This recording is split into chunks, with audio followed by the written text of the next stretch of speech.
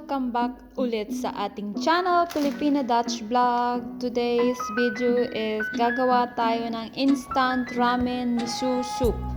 So ayan guys, kailangan natin ng spring onions, 450 ml water, at saka ang ating noodles na nabili dito sa supermarket. So ayan guys, kailangan din natin ng mushroom, depende sa inyo kung anong gulay pa ang gusto nyong idagdag. Pero din kayo magdagdag ng cabbage, carrots, para mas masarap pa ang ating ramen. So ayan na nga, after natin pakulan ang ating water, ilagay lang natin ang ating mushroom para mauna siyang maluto, at i-add na rin natin ang ating noodles.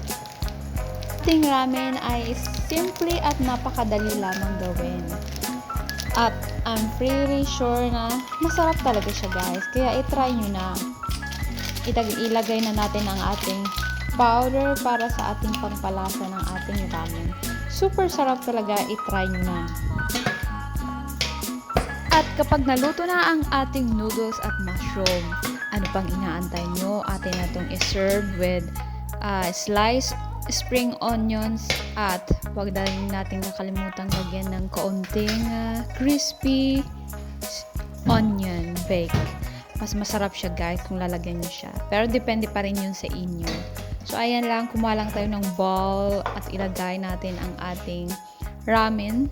So first time ko itong natikman siya. So ayan, ilagay na natin at i-prepare.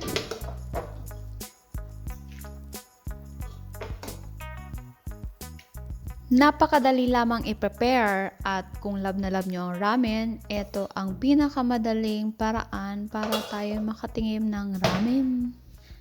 Kaya, enjoy!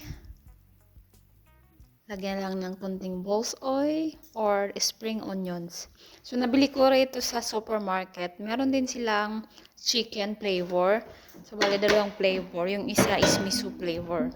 So, ayan na guys. Ready na ang ating ramen miso. Enjoy! Napakasarap talaga yan guys. Tapos nilagyan pa ng rice. Ooh lala! Bye bye! See you in my next vlog!